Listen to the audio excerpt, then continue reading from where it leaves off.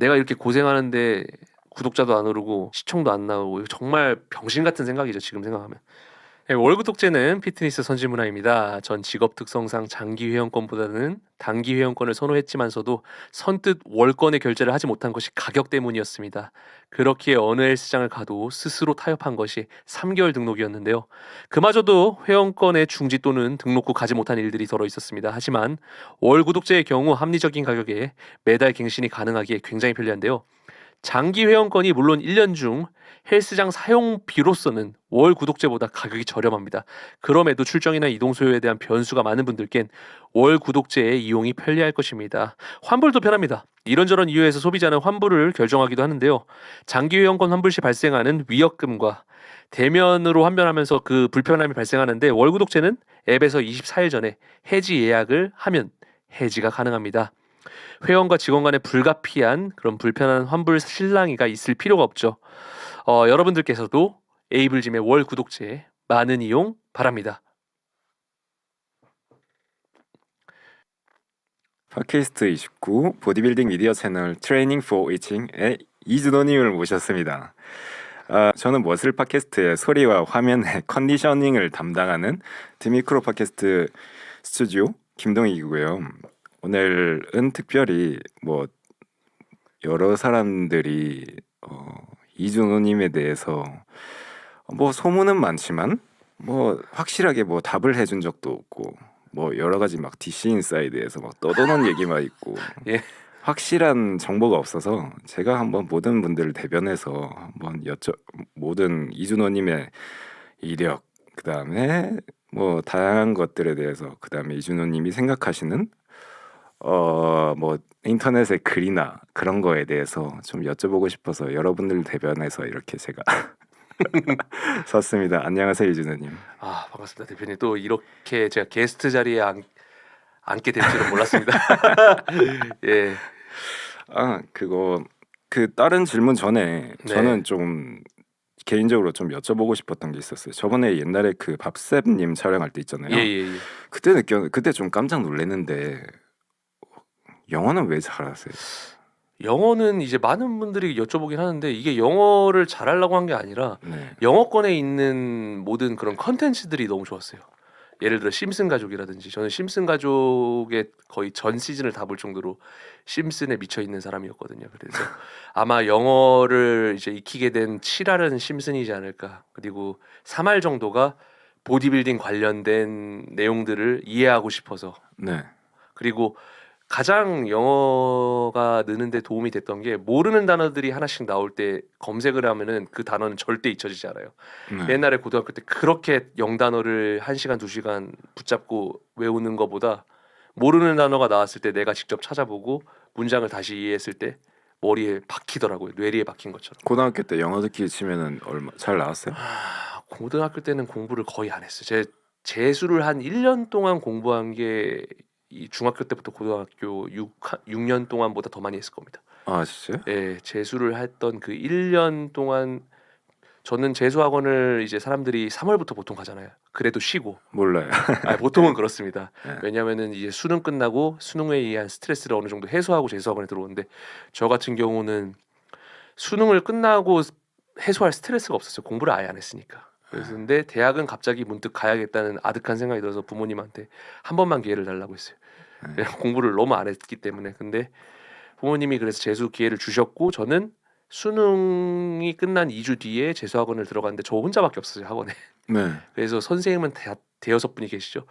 거의 1대1 과외를 받았죠. 중학교 과정부터 공부했어요. 거기서부터. 원래 고등학교 때부터 운동 좀 하셨어요? 아예 운동도 안 좋아했어요. 운동은 중학교 때부터 유도를 하긴 했는데. 그래요? 예. 유도하셨어요? 예, 유도를 얼마나 했는데 하셨어요? 얼마나 했어요? 한 1년 반 정도 했다가 그냥 너무 소질이 없어서 그만했고요. 검은 띠예요, 그럼? 검은 띠는 아닙니다. 그냥 다녔던 것 같아요. 그냥 다니고 검은 띠를 받은 거나 다니는 것도 아니고 그냥 다녔던 것 같아요. 재미로 친구들이 다니니까. 친구들이 다니니까. 네. 그래서 소질 있는 것도 아니고 운동도 잘하는 것도 아니고 좀 말랐었어요. 60kg 막 이렇게 나갔던 것 같습니다. 네. 그럼 원래 자연스러운 체질이 이렇게 건장한 체질이 아니네요. 근데 골격은 좀 그래도 있었던 것 같은 게 지방이 아예 없었는데 한 60 후반은 항상 유지했었어요. 어렸을 때부터. 그래요? 예. 근데 그럼 그 NBA도 좋아하시는 것 같은데 그때는 농구 같은 거 안 좋아하셨어요? 농구를 하루 종일 했어요. 학교 끝나면 농구하고. 그때부터 예. 그래 운동을 좀 하셨네요. 예. 그때는 그냥 맨날 운동하고 PC방 가는 게 삶의 낙이었고. 네. 그 당시에는 지금 NBA를 다시 보지만 그 당시에는 코비 브라이언트를 네. 가장 좋아하는 선수였고 코비 얼굴이 그려져 있는 나이키 티셔츠도 제일 좋아하는 티셔츠였습니다. 맨날 팟캐스트 보면 노트북 화면에 그게 아는 분들은 알더라고요. 누구나 좀 알 것 같은데 아. 저도 농구를 별로 안 좋아하는데 좀 알 것 같더라고요. 코비는 뭐 모든 사람들의 멘토니까. 네. 예. 그래서 저번에 제가 한번 그 농구 팟캐스트도 한번 해보시면 어떤? 제가 아직 그 정말 지금 마이크 농구 가까이 있어요. 유튜브 하시는 분들의 그런 것들을 못 따라가지만 뭐 그런 기회가 있다면 초대해 주신다면 나가서 좀 예. 농구에 대해서도 좀 디깅을 많이 하시는 스타일이에요. 최근 2년 동안 디깅을 많이 했어요. 왜냐면은 제가 2008년 이럴 때 농구를 보다가 거의 10몇 년을 안 봤기 때문에 요즘 선수들을 누군지 하나도 모르고 있기 때문에 지금부터 다시 좀 파고 있죠. 어느 정도 커멘트도 가능하고 막 그럴 것 같아요. 시합 때. 그 정도까지는 아닌 것 같아요. 그 정도까지는 아직은. 그러면은 그렇게 그 언제부터 그러면은 헬스를 하기 시작했어요? 헬스라는 헬스장을 처음 간 거는 제가 재수를 했으니까 21살 때 대학교 1학년이었네요. 대학교 1학년 때 헬스장을 처음 갔던 것 같아요. 그 동네에 있는 헬스장을 갔는데 처음에는 목욕을 하러 갔어요. 친구들이랑 이제 놀다가 목욕탕 헬스. 목욕탕이 있어서 목욕탕을 가고 그냥 뭐 친구 중에 이제 팔씨름을 잘하는 친구가 있었는데 그 친구 따라서 이제 운동을 좀 하다가 정말 헬스란 걸 시작한 거는 제가 ROTC를 지원하기 위해서 체력 검정을 통과했어야 되는데 정말 체력이 바닥이었거든요. 대학교 1학년 때는 누구나 그렇지만 술에 절어 살잖아요. 그래서 운동을 해야겠다는데 헬스장을 이제 등록을 하고 거기서 운동을 하면서 몸이 그래도 좀 좋아지는 게 느껴져서 완전히 빠져들었던 것 같아요. 약간 저도 약간 좀 그랬는데 네. 그 당시에 호르몬상 내 몸이 이렇게 멋있게 변할 수도 있네. 그걸 좀 체감하는 좀 시기인 것 같아요. 20살 호르몬이 만큼. 엄청 뿜뿜 나올 때고. 맞아요. 옛날엔 그 고등학교 때까지만 해도 호르몬이 좀 안 나와가지고 좀 아무리 운동해도 좀 애기 몸이잖아요. 딱 보면 그 간지가 안 나오잖아요. 네. 근데 약간 그런 거에 내가 이런 남자다운 몸을 갖게 될 수 있다니 해가지고 그 당시 그 한 20살 그 정도에 좀 운동 바로 시작하는 사람 좀 많은 것 같아요, 왠지. 요즘은 더 빨라졌죠. 그리고 또 우리 세대가 약간 몸짱 약간 이런 그것도 있었고 권상우 뭐 이런. 옛날에 멋있는 남자 하면은 그런 건 아니잖아요. 그쵸. 옛날에 막 울프컷하고 막 울프컷 알까요 지금 보는 시청자들이? 그리고 약간 몸으로 멋있는 그런 개념이 아니라 약간 뭔가 패션으로 멋있고 카리스마 있고 맞아요. 약간 담배 피고 예. 약간 그런 멋이었는데 요새는 저는 개인적으로 생각을 하는데 저는 이렇게까지 몸짱이라고 표현하겠습니다. 약간 옛날 표현이지만 이렇게까지 뭔가 몸 근육의 열풍이 오래 갈 줄은 저는 예상을 못했거든요. 정말 요즘은 기본적으로 다 운동을 하는 것 같아요. 온 맵시를 보면 젊은 친구들 잠깐만 봐도. 제가 거의 프랑스에 20대 시절을 프랑스에 살다가 귀국한 지 한 4년 되는데 그때 저는 그 프랑스로 떠나기 전에 10년 전에는 제가 진짜 덩치가 큰 편이었거든요. 근데 지금 보니까 제가 너무 왜소해져가지고 다 벌크업이 다 돼 있는 것 같아요. 그쵸. 사람들이. 그만큼 운동이 조금 사람들한테 대중화된 것 같아요. 네. 저는 이 정도로 계속 지속될지도 몰랐고 헬스에 사람들이 이 정도로 헬스를 많이 할지도 전혀 예상을 못했습니다. 왜 이러는 것 같아요? 당연히 한국은 외모가 좀 중요하고 패션도 그만큼 뭐 몸만큼 패션도 좀 엄청나게 뭐 관심을 가지고 그렇지만 뭐 이거에 대한 생각이 있어요 혹시? 자연스러운 남성성이 발현되는 것 같아요. 20대 초반 친구들 아니면 그 밑에 10대 애들도 이제 보디빌딩을 많이 접하고 네. 보디빌딩이 있다는 걸 아는 채로 헬스장을 다니는 사람들이 꽤 많을 거예요.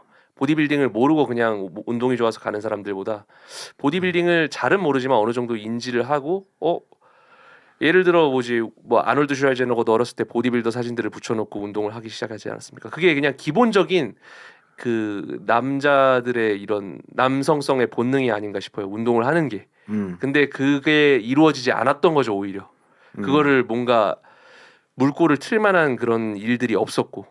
예. 그래서 저는 물론 이제 보디빌딩 깊게는 보디빌딩을 막 폄하하려고 뭐 물풍선 뭐 풍선 근육 막 이렇게 하는 사람들 있지만 오히려 그런 사람들이 저는 남성성이 떨어진다고 봐요.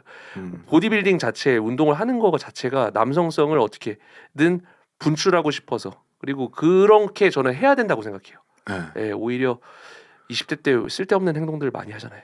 네. 그런 것들을 운동이라는 걸로 에너지를 다 대체로 써서 조금 더 좋은 방향으로 보내는 게 아닌가 싶어요. 그럼 준호님은 그때 20대 당시에 운동을 시작할 때 주 약간 모티베이션이 예.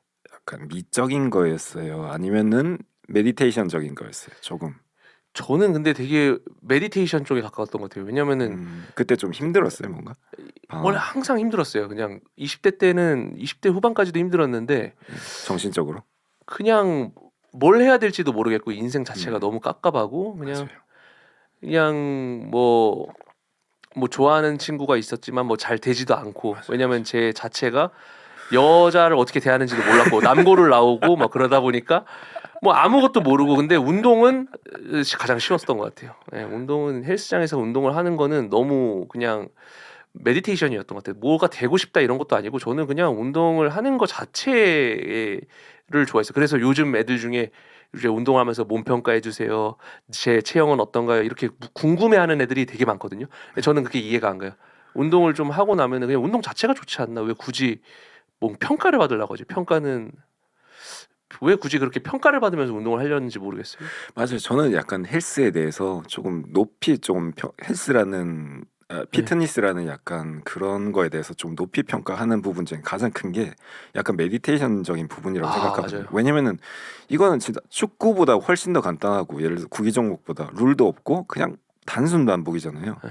이게 계속 단순 반복을 하면서 아무 생각도 안 하고 약간 이런 정신적인 뭐라 해야 치유가 되는 역할이 저는 개인적으로 하면서 너무 좋았거든요. 약간 이런 거 때문에 20대 때 약간 좀 빠져 있었던. 맞아요. 그러면서 자연스럽게 몸도 좋아지고 네. 근육도 생기고. 몸을 막 좋아지려고 운동하는 게 아니라 몸이 그냥 따라서 좋아지는 운동이 좋았던 거죠. 네. 네. 근데 뭐 그렇게 계속 뭐 운동을 하시다가 뭐 시합이나 뭐 그런 거는 안 시합이 열리는 그런 것도 몰랐어요. 그냥 저는 그냥 행위 자체가 예, 좋아서. 행위 자체가 좋았고 왜냐면은 정말 운동을 안 했던 시절이 뭐 저는 정말 어렸을 때부터 운동을 했지만 21살 때부터 운동을 했으니까 운동을 안 했던 시절을 생각하면은 그 운동을 안 하는 시간에 이제 남는 에너지를 어디다 쓰겠어요? 그냥 PC방 같은 데서 게임하고 술 먹고 막 그런 데 쓸 거 아니에요. 네. 그러면 되게 기분이 안 좋잖아요. 놀 때는 기분이 좋아도. 맞아요. 그게 너무 근데 운동은 운동이 끝나고 나서도 기분이 좋잖아요. 네. 근데 그 운동 외적에 다른 것들은 하는 동안은 기분 좋았는데 끝나면은 기분이 너무 불쾌하고 우울감까지 들더라고요. 저는 심하게는. 네. 근데 그래서 운동을 안 했으면 어떻게 했을까라는 생각이 들면은 끔찍해요. 뭐 헬스 한다고 뭐 그거를 안 좋게 보는 사람은 없으니까 운동한다고 맞아요. 안 좋게 보는 예, 사람은 예. 건설적인 행위잖아요 어쨌든. 예, 맞아요. 너무 좋은데. 근데 뭐 인터넷에 보니까 뭐 시합은 안 나갔다 하셔도 제가 사진 하나를 발견했긴 했거든요. 사진을 많이 떠도는 게 저도 운동하면서 중간중간 이제 찍어 올렸던 것들 사람들이 퍼나르시는 것 같아요. 예. 아 그래요? 예. 그거는 그냥 시합 나가서 한 게 아니라. 예, 제가 중간중간 뭐 다이어트를 하고 막 선수들처럼 막 이렇게 극한의 다이어트를 한 건 아니고 네. 미니컷이라고 해서 조금씩 체지방을 좀 낮게 유지도 해봤다가 다시 불렸다가 이런 것들은 몇 번 많이 해봤거든요. 네. 예, 그런 뭐 중간 과정이나 뭐 그런 것들을 이제 캡처해서 많은 분들이 제가 궁금하니까 제가 어떤 몸을 가지고 있는지 그래서 뭔 뭐 느낌인지 알겠어요. 돌려보실 수도 있는 것 같아요. 그러면은 그렇게 20대 때 운동하다가 결국 제가 알기로는 무슨 건설회사 이런데 예. 취직을 하셨다고 들었어요. 저는 그냥 운동은 그냥 진짜 말 그대로 취미고 원래 공대에서도 안전공학이라는 걸 전공했고 안전공학에서도 분야가 다 이제 건설, 화학 뭐 다 취업 분야가 있는데 건설에 취업하는 친구들의 특징은 안정성. 왜냐하면은 건설은 안전 분야를 굉장히 많이 뽑고 우대를 해주거든요. 그러니까 이제 정말 평범하게 그냥 건설 회사를 들어간 거죠. 건설에서 들어가서도 계속 운동을 하시고. 운동할 시간이 정말 나지 않았기 때문에 그 당시에는 일주일에 3번을 운동하면은 헬스장에 3시간씩 있었던 것 같아요. 아 그래요? 그래서 아마 신기하게 보셨던 것 같아요. 그런 관장님이 거기 계셨는데 지금도 얼마 전에 또 뭐 제 채널을 지금 보고 계시더라고요. 제가 이렇게 됐을지는 모르셨겠죠. 네. 네. 근데 정말 신기하게 보셨을 것 같아요. 지금 생각해 보면. 근데 뭐 그렇게 취미삼아 운동하는 사람은 전 너무나 주위에도 많아가지고 뭐 그렇게 특이하게 보지는 않아요. 네. 근데 제가 저는 뭐 보디빌딩 매니아는 전혀 아닙니다. 그냥 저는 옛날부터 그냥 헬스도 좀 했고 뭐 저는 개인적으로 격투기를 좋아하는데 근데 뭐 모든 뭐 거의 대부분의 다른 종목 운동하는 사람들도 그렇지 웬만한 피트니스 약간 베이직한 문화나 약간 지식은 갖고 있는 것 같아요. 저도 약간 그렇거든요. 진짜 베이직한. 네. 근데 제가 느꼈을 때는 뭔가 뭐 뭐라 해야 되죠? 뭐 스프레이 같은 거 바르고 엄청나게 커팅도 많이 하고 아. 그렇게 보디빌딩 나가가지고 그 약간 이렇게 하고 하는 거는 네. 그냥 헬스장에서 운동하는 정도가 아니라 그런 문화를 시합 문화를 좋아하는 네. 거는 완전 다른 영역 같거든요. 그렇죠. 네. 그런 거 왜냐면은 사람들은 그냥 옷 입고 그냥 해변에 가고 약간 이 정도만 생각하지 네. 시합에 가가지고 뭐 거기서 포징을 해가지고 약간 어떤 포즈가 좋았다 막 백큐을 했다 약간 네. 이런 거에 대해서 흥미를 가지는 거는 좀 많이 소수라고 생각을 하거든요. 소수 문화. 정말 아직까지도 네, 소수죠. 네, 네. 옛날에 준호 씨가 그 막 대학교 시절 그다음에 취직했던 시절이면 완전 더 소수겠죠?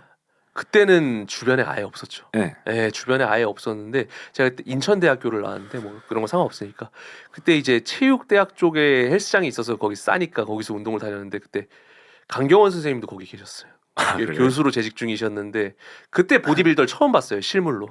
네. 네, 그래서 아 저런 그때는 얼마나 대단하신 분인지도 몰랐고 네. 교수님인데 몸이 이제 좋으시니까 네. 저는 제가 저한테 가르침을 주시는 교수님은 아니고 전 공대니까 네. 저는 체육학과 친구들이랑 많이 잘 알고 지내는데 와 저렇게 몸 좋은 사람이 존재하는구나를 그때 처음 알았어요.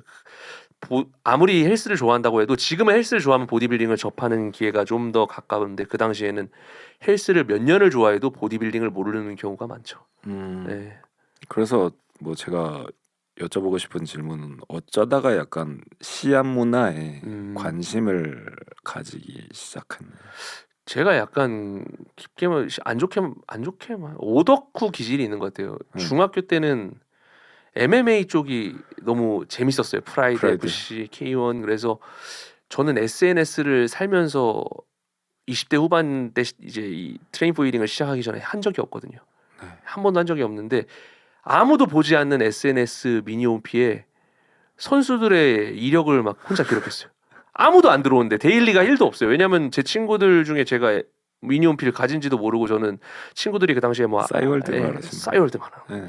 뭐 그거 20대 초반 아니면은 고등학교 때인 것 같아요. 막 사람들이 뭐 아이스버킷 챌린지도 하고 하는데 저는 그런 건 모르고 그냥 그 선수들을 정리해서 그냥 쭉 이렇게 했어요. 프라이드 FC에 누구 어떤 선수가 있고 몇 승 몇 푼, 반달레이 실바 뭐 이렇게 별명 닉네임 뭐 이런 걸 정리하고 그냥 정리해서 보는 걸 좋아했어요. 그러고 뿌듯해하고 혼자 아무도 안 보는데 그런 기질이 깊게 있다 보니까 제가 그런 MMA 사이트에서 우연히 2008년 올림피아 어디 MMA 사이트 어디요? 기억이 안 나요. 앤디욱. 앤디 욱 어떻게 알았죠? 저도 당연히 좋아하니까. 앤디 욱 사이트였어요. 맞아. 우와. 거기에 2008년 올림피아 사진이 왔는데 제이 커틀러와 덱스터 잭슨이라는 선수가 경쟁을 했는데 덱스터 잭슨이 이겼다는 거예요. 근데 제 눈에 봤을 때는 제이 커틀러가 훨씬 더 근육이 많은데 덱스터 잭슨이 더 좋다는 거예요. 네. 그래서 거기서 일단 1차적인 호기심이 보디빌딩이란 게 무엇인지 호기심이 생겼는데 거기서 빠져들진 않았어요. 왜냐하면 제 눈에는 너무너무 징그러웠어요. 제가 몸 좋은 사람 봐봤자 그 당시에 브록 레스너가 전부인데 네.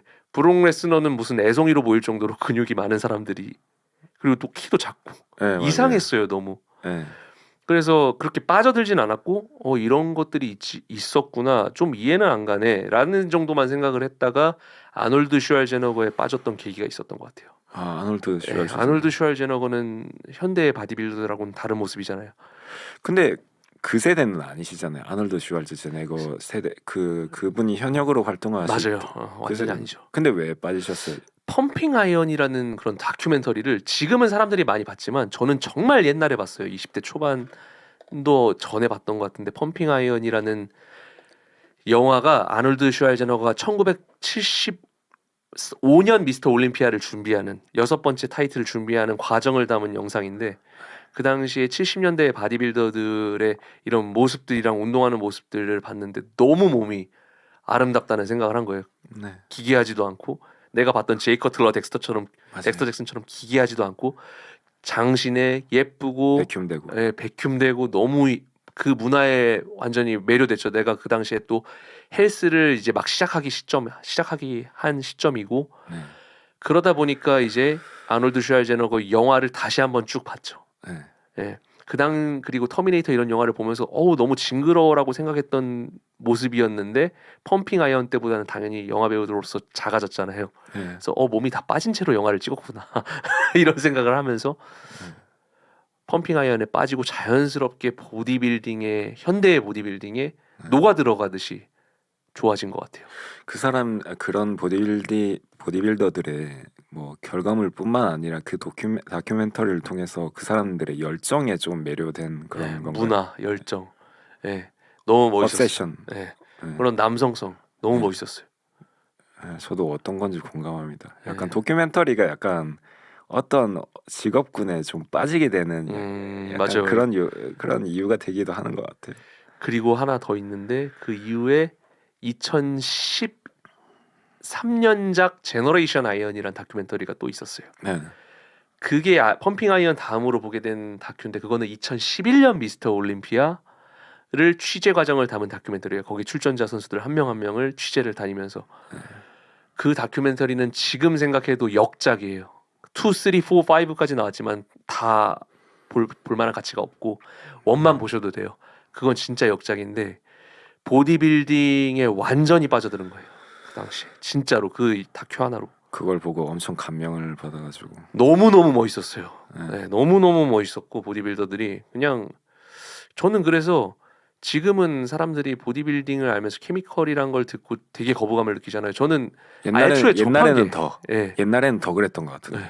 근데 케미컬이 뭔지도 몰랐지만 저는 네. 케미컬을 그 사람들이 쓰는 거를 당연히 알 수밖에 없어요. 보면은. 네. 그런데도 전혀 처음부터 거부감이 안 들고 와 저렇게까지 하면서도 몸을 만드는 게 더 대단하다라는 생각이 들었어요. 문화가 점점 바뀌고 있는 것 같아요. 옛날에 저 고등학교 때까지만 해도 네. 프로틴 보충제 먹는 거 엄청 부정적으로 사람들이 저희 봤거든요. 부모님이 약 먹지 말라 했어요. 맞아요. 그때 약이라고 했잖아요. 예, 보충제 먹는 거 보고 예, 약 좀 그만 먹어라. 건강에 안 좋다고. 예, 예, 근데 요새는 다 먹잖아요. 그렇죠. 닭가슴살에 편의점에도 나오고 이제. 예, 완전 피트니스 문화가 엄청 커진 것 같아요. 그 상업적으로. 그렇죠. 그래서 뭐 약쟁이란 소리도 들었으니까 보충제를 들고 다닌다는 이유만으로 그 네. 당시에는. 그때 막 저는 보충제 외국 거 쓰려고 스피드 NS 그런데 들어가서 막 머슬 밀크 막 이런 거 막 찾아서 먹고. 전 몬스터마트 막 이런 데서 샀던 것 같은 기억이 나요. 네, 근데 네. 요새는 오프라인에서도 너무 쉽게 구할 수 있고 네, 그쵸, 외국 그쵸. 상품을. 네.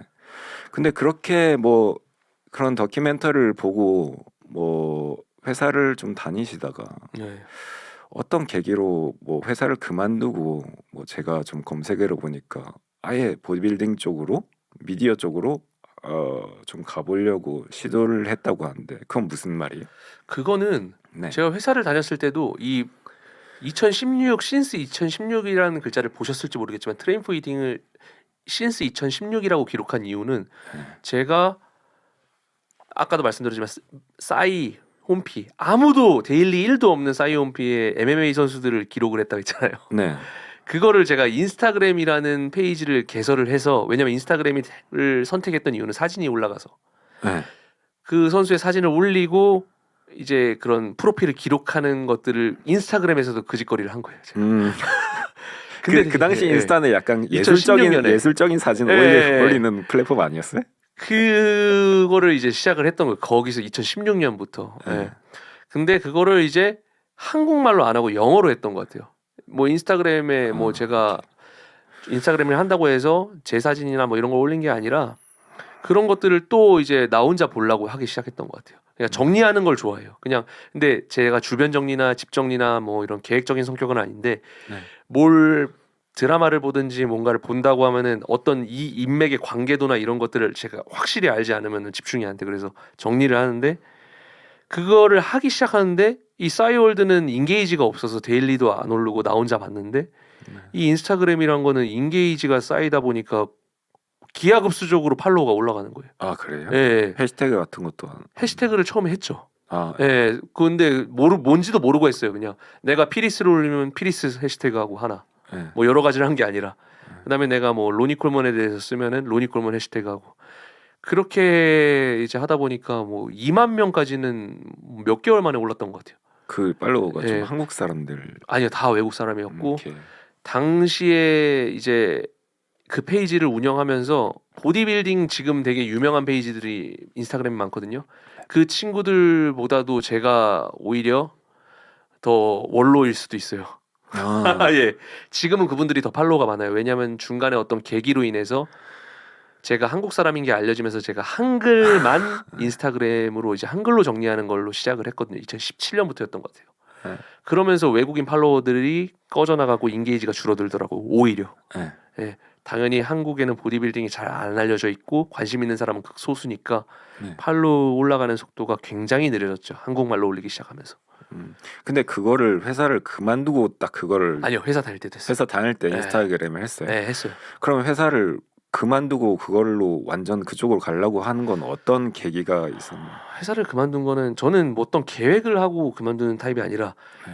어떤 더운 여름날이었어요. 8월 초였는데 아직도 기억나는데 그 당시에 이제 보통의 경우는 안전으로 취업을 하면은 본사에 정말 유능한 친구들을 남겨놓고 나머지는 다 현장으로 간다고 보시면 돼요. 저도 그냥 그 평범한 현장 신입생이었고, 신입이고 현장으로 파견된 신입이었고. 네, 제 친구 중에도 그런 친구 있어요. 에, 근데 소장이 너무 싫었어요. 그 당시에 뭐 제가 뭐 어차피 그분이 보지 않겠지만 그때 당시에 소장님이 박기신 소장님이 너무 싫었어요. 저를 유독 못 살게 군다는 느낌이 들 정도로 싫어가지고 그런 사람이랑 먹고 자고 해야 돼서. 그렇죠. 회식도 같이 해야 되고 근데 이제 더운 여름날 안 그래도 제가 하고 있는 업무를 하나씩 체크리스트 하면서 하고 있는데 계속 그 일을 방해하는 일들을 시키셨어요. 왜 그러신지 모르겠지만 제가 마음에 안 들었던 것 같아요. 왜냐하면 회식 때 술도 한 잔 먹고 운동하러 가야 돼서 한 잔만 먹고 가겠습니다. 이렇게 이런 걸 많이 했거든요. 네, 그런 것들이 쌓여서 점점 관계가 악화되던 와중에 정말 그냥 무전을 그날은 다 씹었어요. 네. 뭐 왜 대답 안 해? 다 씹었어요. 그냥 어디 가서 그러다가 그냥 가서 자리로 들어와서 그냥 사직 써서 냈어요. 그냥. 아, 그 예, 홧김에. 그냥 뭐 계획도 없었어요. 나 앞으로 뭐 하지 이런 계획도 없었어요. 그래서 홧김에 그만두고 근데 바로 그만둘 수는 없어요. 회사 특성상 이제 제가 인수인계도 해야 되고 8월 말에 이렇게 나왔던 것 같아요. 그냥 회사를 나와서 당연히 회사 건설회사 와서 더 많은 돈을 벌었고 네. 그리고 이제 어느 정도 재테크가 성공적으로 된 게 있어서 그래 내가 미쳐서 본전이다 나와서 내가 돈을 못 버는 한이 있더라도 돈 아끼고 이래저래 퇴직금으로 생활하면은 몇 년은 이제 뭘 비벼볼 수 있겠다. 뭐 내가 뭘 할지를 생각하면서 일단 나오자. 근데 초봉치고 꽤 벌잖아요, 그 건설회사. 건설회사는 하면서. 초봉이 기본적으로 4천 이상이죠. 신입도. 예. 그 당시에 4천 이상이면 너무 큰 돈이었죠 저한테. 그렇죠. 거기다가 뭐 그쪽에서 파견 나가 있으니까 쓸 데도 없고. 돈. 기름값, 밥값 다 나오죠. 네. 그러니까 돈 쓸 데가 없어요. 자연스럽게 모았어요. 네. 예. 그래서 나가가지고 뭐부터 시작해서 그냥 인스타그램만 쭉. 아니요. 금요일 날 퇴직했어요.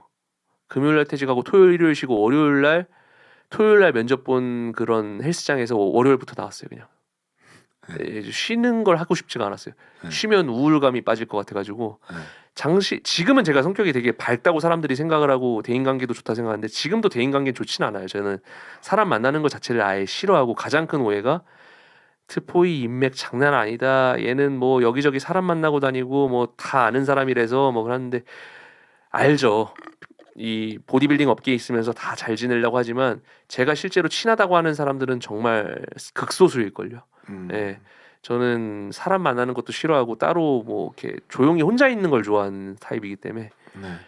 근데 혼자 있는 사람들 특징이 이제 혼자 있다 보면은 생각이 정말 많아져요. 그래서 그냥 맞아요. 이틀 쉬고 바로 출근했었어요. 출근 뭐 그것도 서비스직이니까 좀 네, 힘들지 트레이너. 않았어요? 아니요, 그때 제가 저는 좀 약간 맨 땅에 헤딩을 하면서 살아왔기 때문에 음. 바로 들어가자마자 그날 PT를 막 끊고 그랬어요. 그냥 바로 그냥 들어가서 운동 못 하시는 분들 지도해드리고 제가 이런 걸 해드릴 수 있는데 한번 배워보시지 않겠냐 해서 그냥 바로바로 끊고. 그래서 뭐 나름 그쪽 부천 중동 지점이었는데 저랑 연고도 없는 지점이었는데 네. 거기에서 그래도 좀 매출을 잘한다고 인정을 받을 정도로 바로 예, 아, 예 그렇게 근데 거의 다 회원들이 남자 회원들이었는데 네. 그렇게 좀 됐었던 것 같아요. 그냥 너무 그 건설회사가 싫어서 네. 그 이틀 쉬고 일했던 그 직장에서 정말 열심히 했던 것 같아요. 네. 그래서 그 생활 뭐 트레이닝 생활은 뭐 즐거웠다는 거네요. 엄청. 즐거웠는데 이제 시간이 가면서 힘들더라고요. 이게 수업이 많아지고 하니까 아 트레이너란 직업이 이렇게 쉬는 시간이 없는 직업이었구나라는 워라밸이란 게 없어요. 그냥. 네. 예. 이거는 저는 돈을 못 벌더라도 그냥 유유자적하게 그냥 한량이에요. 쉽게 말하면 한량처럼 사는 게 제 목표거든요. 그냥 돈을 못 벌더라도 나는 일을 안 하고 네. 놀면서 내 시간 보내면서 사는 게 제 목표예요.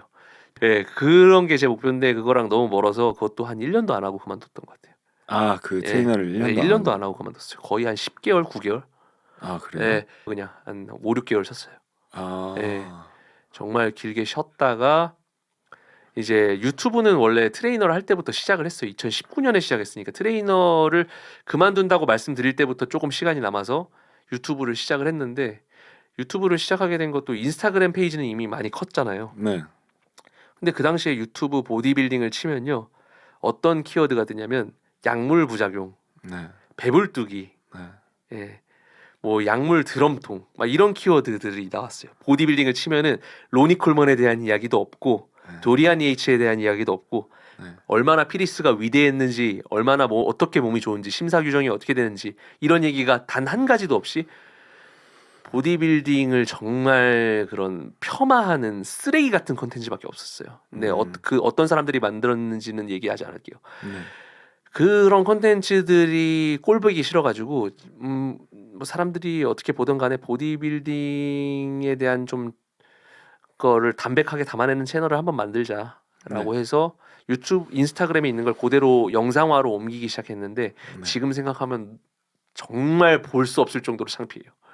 그래서 제가 지웠어요 많이.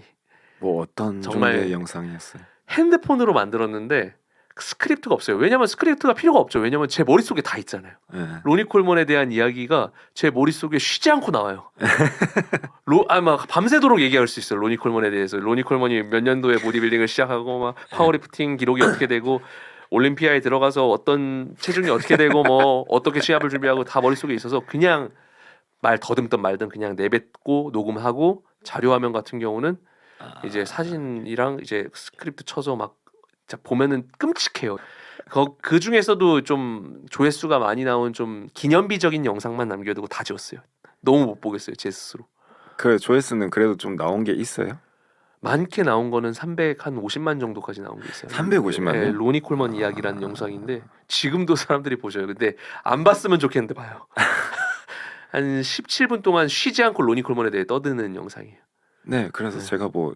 제가 개인적으로 딴 팟캐스트에 게스트라 나가가지고 그 호스트한테 말한 게 트포이님은 실제로 만나봐도 그냥 그러니까 트포이님은 팟캐스트를 진행하실 때 내가 뭐 그 제작자로서 느끼는 느낌은 이 사람은 너무 찐이라서 그러니까 호스팅에 어려움을 겪는 느낌이 전혀 없다고. 왜냐면 저는 너무 많은 사람을 보잖아요, 팟캐스트 스튜디오를 운영하면서. 네. 근데 그분들은 노력을 하시거든요. 네. 그 다음 질문은 뭐 해야 되지? 이 사람한테 갑자기 어떤 질문을 해야 좀 재밌어지지?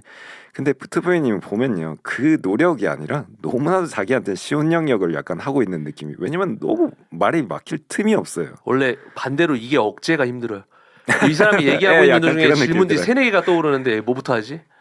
예, 언제 이만을 끊고 이걸 질문하지? 이게 오히려 억제가 안 돼서 힘들어요.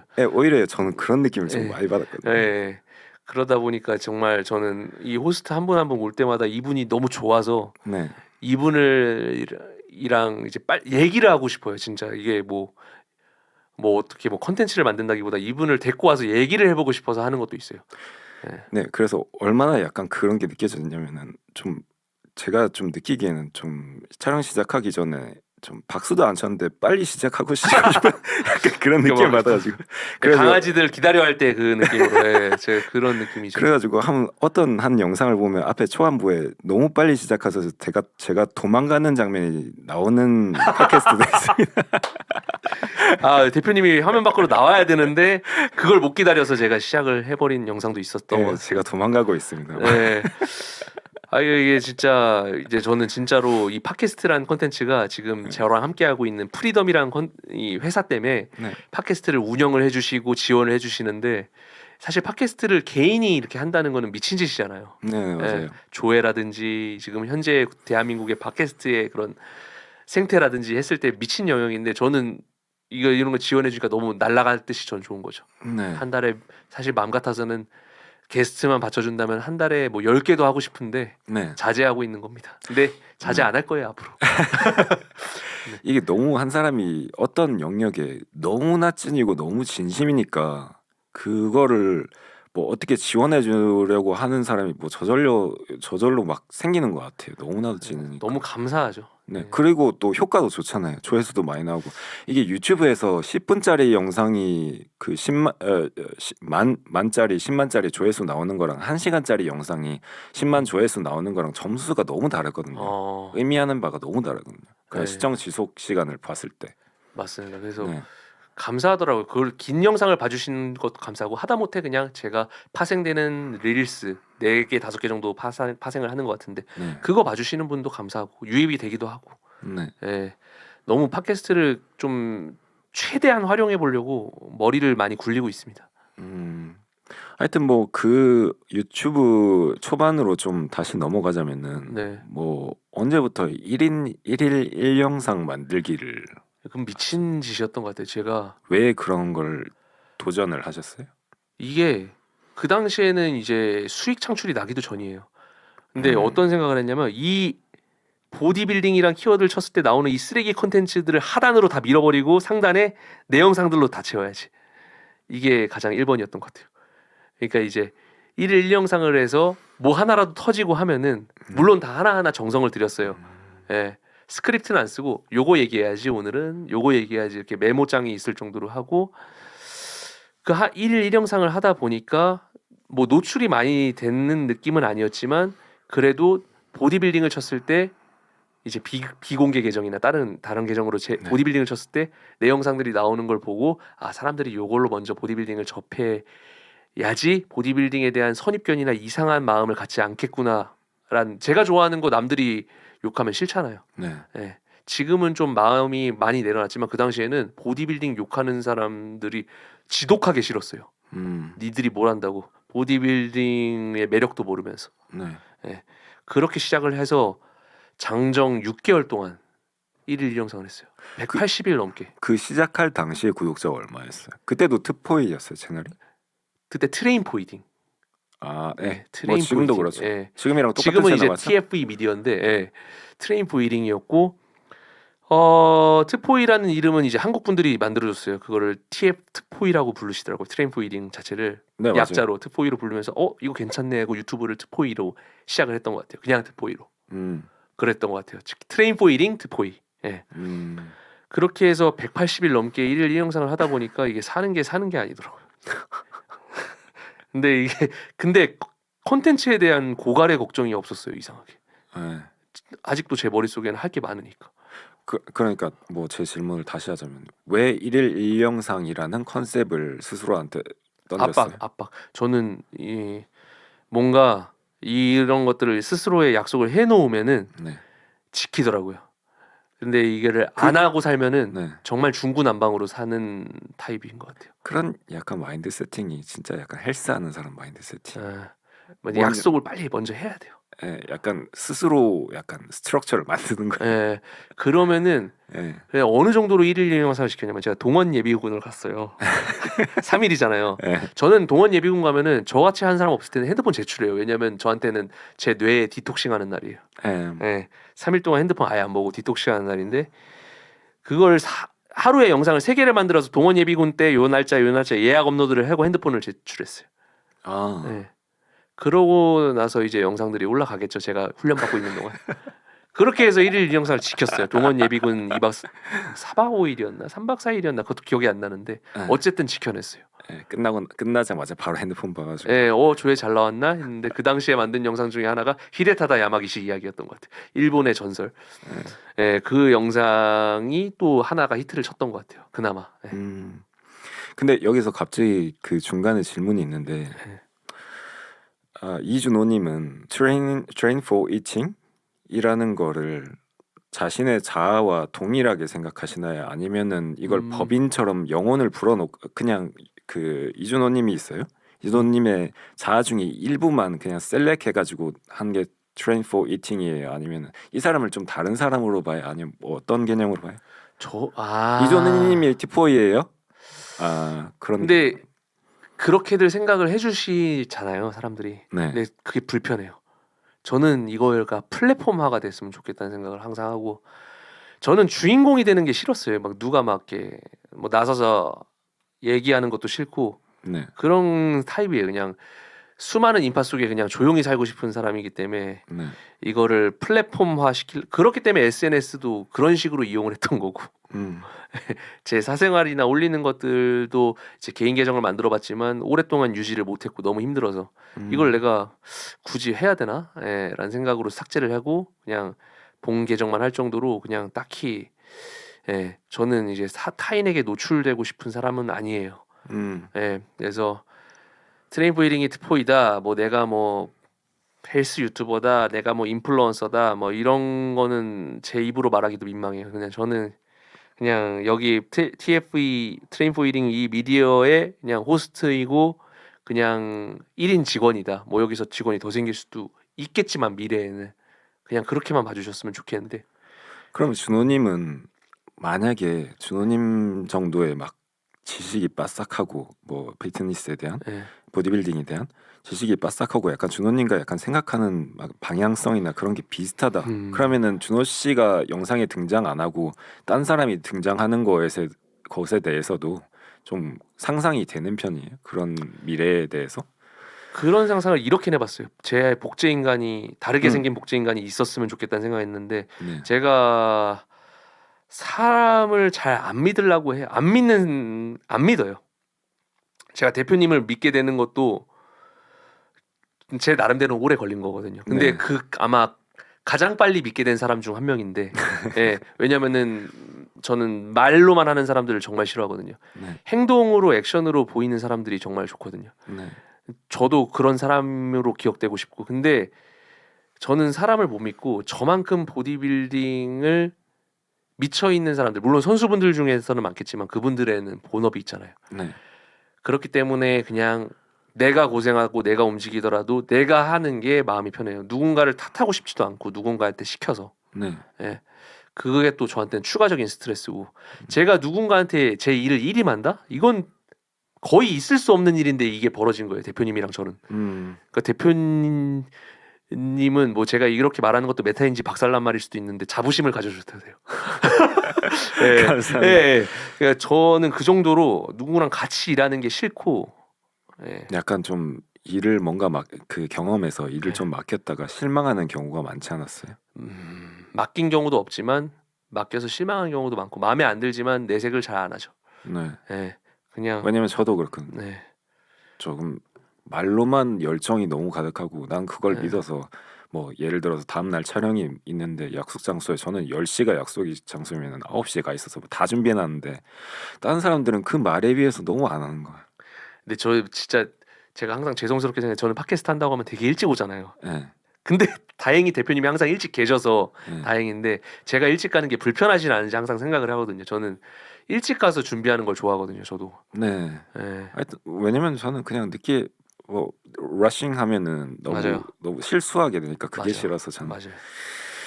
뭐 하여튼 뭐 그렇게 하시다가 그 뭐 제가 제일 궁금한 부분인데 이거는 제가 머슬 라디오를 다 봤거든요. 거의 다 머슬 라디오가 50몇 편으로 종료가 됐죠.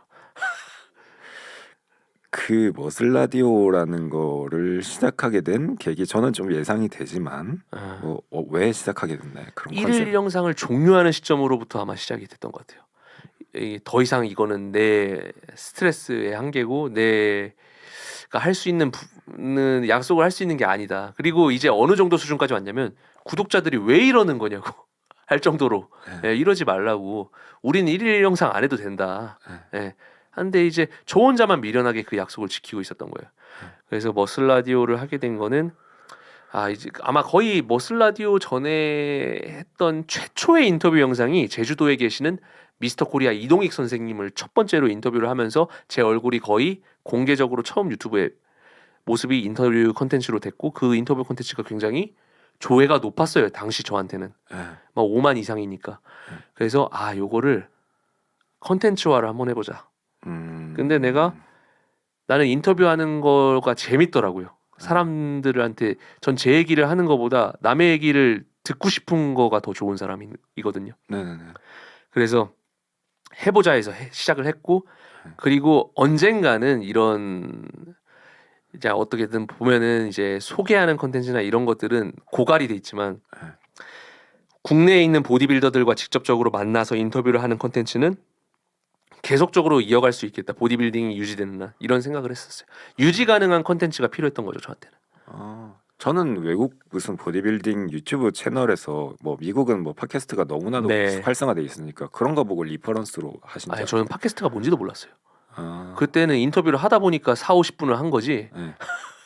그게 팟캐스트가 뭔지도 몰랐고 팟캐스트를 알았다면 스튜디오에 구했겠지만 저는 직접 선수들을 찾아가서 정중하게 노래 좀 꺼주실 수 있냐, 조용한 장소 있냐, 그리고 요만한 소니 소형 그런 녹음기가 있어요. 그거 하나 사서 지금 온 구석탱이에 기스가 나는데 그거를 한 4, 5년 쓴 거죠. 네. 머슬 라디오를 하면서. 그래서 옛날 영상 보니까 무슨 그 여건도 안 되면은 카페에서 음악 다 나오는데 음악 소리 조금만 줄여주시면 안 되냐 그냥 하고. 왜냐면 센터가 없는 선수들도 있거든요. 그러면 네. 카페를 가야죠. 네. 그렇게 그냥 맨 땅에 헤딩하는 타입이에요. 저는 뭐 뭘 할 때 뭐가 준비하고 뭐가 필요하고 이런 타입의 유형들의 사람도 있지만 저는 내가 뭘 해야겠다 하면 그냥 해요. 네. 네. 근데 그게 저도 약간 비슷한데 그 방법론이 있는데 네. 그러니까 계획을 엄청나게 길게 세우고 결국에 막 1년 동안 계획을 세우고 그 다음에 한번 실현을 해가지고 이게 실패하면 이 1년이 그냥 사라지는 거잖아요. 네. 근데 그 대신 두 번째 방법론은 일단 작게 시작해보고 그거를 계속 버전업 해가지고 개선시키는 약간 방법론이 있는데 저는 두 번째를 쓰거든요. 두 번째 유일한 단점이 있어요. 뭐예요? 습작들을 볼 때 창피해요. 제가 그래서 그 당시에 1일 1 영상의 대부분을 삭제한 이유도 눈 뜨고는 못 봐줄 정도의 영상이라서 삭제를 했는데 그래도 그 영상들이 있었기 때문에 저를 좋아해 주시는 분들이 있는 거 아닌가라는 생각을 했었어요. 그러면은 머슬 라디오를 계속 진행하면서 뭐 특별한 해프닝이나 아니면 했을 때 조금 어떤 점을 뭐 특별하게 느낀 점이 있어요? 머슬 라디오를 하면서 성찰. 느낀 거는 네. 사람들이 생각보다 이런 롱폼이나 보디빌더들에 대한 호기심이나 관심이 높구나. 아쉽게도 지금의 이런 팟캐스트도 이제 정말 구색을 갖추고 정말 완벽하게 진행을 했지만 이 정말 야생의 머슬 라디오가 조회수가 잘 나왔었어요. 네. 이게 물론 정말 공격적으로 했던 콘텐츠기도 하고 일주일에 하나를 목표로 했으니까 엄청 공격적인 거잖아요. 지금 생각해 보면. 근데 그 정도로 참 뭔가 야생의 날것의 그런 콘텐츠였는데 제가 팟캐스트를 알게 된 게 네. 조로건 때문에 알게 됐거든요. 근데 조로건의 저도요. 팟캐스트는 오래전부터 했겠지만 제가 보게 된 건 조던 피터슨의 조로건 팟캐스트가 처음이에요. 제가 유익남이라는 그런 유튜버님을 좋아해서 네. 이런 조던 피터슨 교수에 대한 관심도가 높아졌는데 찾다 보니까 조로건은 원래 좋아했던 사람인데 팟캐스트를 하는지 몰랐어요. 네. 그 영상을 보면서 이런 툴이 있구나. 이거 보이는 라디오인데? 정도로 생각했어요. 팟캐스트는 보이는 라디오인데. 네. 그리고 정말 듣기 편하고 나중에는 해봐야겠지만 내 지금 여건상 왜냐면 당시에 저는 유튜브를 시작한 2019년부터 2021년 9만 5천 명이 달성될 때까지 스폰서 없이 했었어요. 그러다 보니까 선뜻 내가 이걸 내 돈을 내서 그 당시에도 유튜브를 운영하면서 사실 제가 개인 PT를 하면서 그 벌어낸 돈으로 유튜브에 투자를 하면서 네. 유튜브를 유지를 좀 했었거든요. 네. 뭐 어딜 출장을 간다거나 그런 숙박이 필요한 데는 제 개인 돈을 써서 그렇게 했었는데 이 팟캐스트라는 것은 제가 알아봤어요. 그런데 제가 할 수 있는 영역은 아니더라고요. 예, 그래서 과감하게 포기했어요. 그래. 머슬 라디오 2를 유지하자 해서 50 몇 편까지 하게 된 거죠. 그러다가 뭐 제가 알기로는 2022년에 네. 올림피아 출장을 자비를 내 가지고 네. 갔다고 했는데 그건 아. 왜 가신 거예요? 올림피아를 한 번도 안 가보고 올림피아를 떠드는 아, 제 자신에 대한 부끄러움이 가장 컸고요. 네. 첫 번째는. 그리고 제가 2021년에 유튜브 측에서 수익 정지를 내렸어요.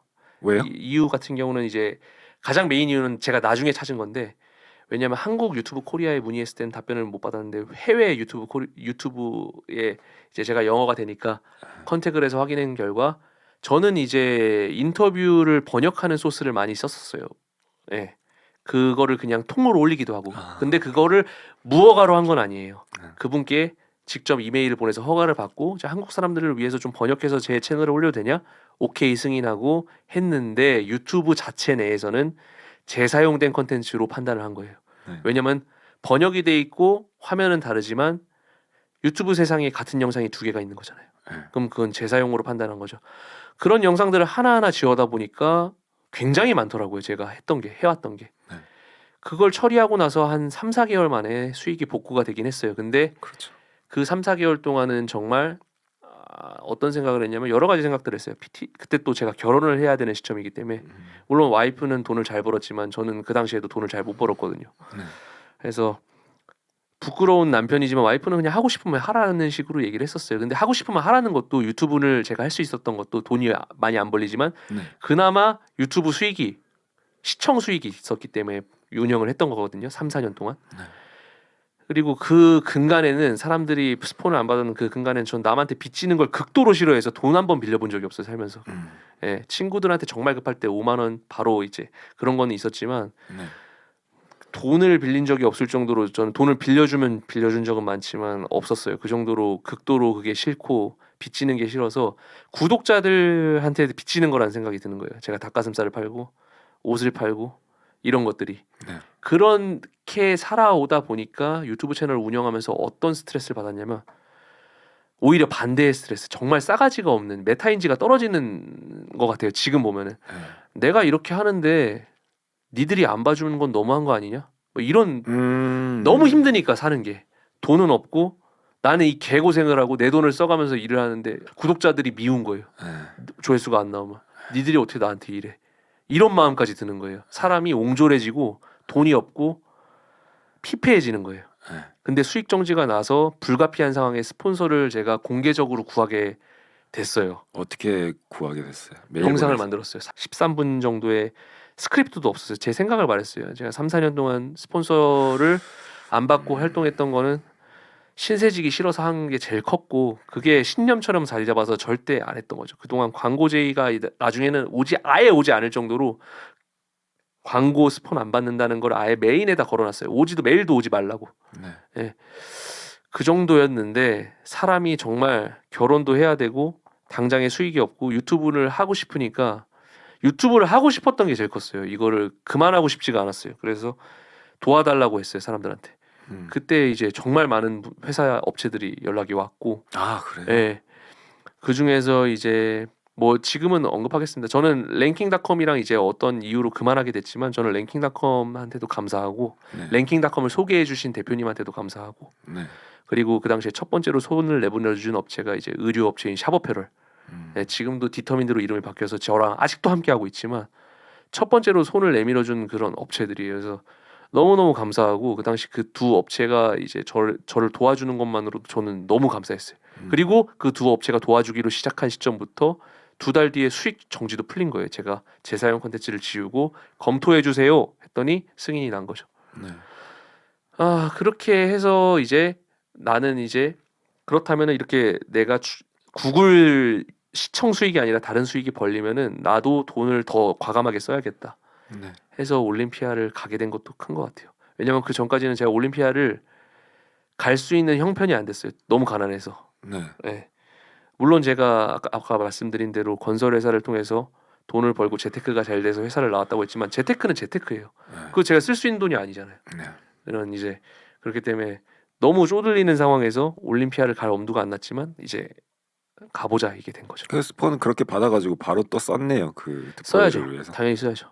바로 네. 그 네. 약간 좀 후달리는 상황에서도 예, 썼네요. 예, 그렇게 해서 지금 도움을 받고 있는 규모에 비하면 그 당시에는 도움이 크지 않았음에도 저는 너무 고마운 거예요. 네. 그게 너무 고마웠고 이걸 써야겠다라는 생각을 해서 올림피아를 가게 된 점. 그리고 그런 도움을 받다 보니까 네. 그런 옹졸하고 구독자 한 명 한 명한테 막 상처받고 막 그랬던 마음들이 고쳐지는 거예요. 예전에는 막 이렇게 상처 주는 댓글이나 그다음에 구독자들이 이 영상을 안 봐주면 속상했어요. 그리고 구독자들이 밉고 왜냐면 내가 가난하니까 내가 돈이 없고 당장에 돈이 없는데 내 돈을 써가면서 영상을 만들었는데 어떻게 나한테 이럴 수 있어? 이 마음이 조금씩 고쳐지더라고요. 예. 그래서 그 당시를 생각하면 부끄럽고 미안하기도 해요. 오히려 지금 차라리 제가 뭐 옷 판다고 욕 먹고 이런 것들은 아무렇지도 않은 거죠. 왜냐하면 어차피 제 채널이 성장하는데 도움이 되니까. 근데 약간 모든 사업 초기에 약간 겪는 단계인 것 같은데 예. 그게 사업하기 전에는 그 이 정도로까지 자존심을 안 내려놔도 되잖아요. 예. 약간 근데 힘들면은 이때까지 내가 너무 순수했구나. 약간 그 자존심이 약간 무너지는 순간이 있잖아요. 약간 바닥을 찍을 때 어떤 뭐 예를 들어서 아까 스폰서를 부탁한다고 막 공개적으로 영상을 네. 만드신 것도 정말 부끄러웠어요.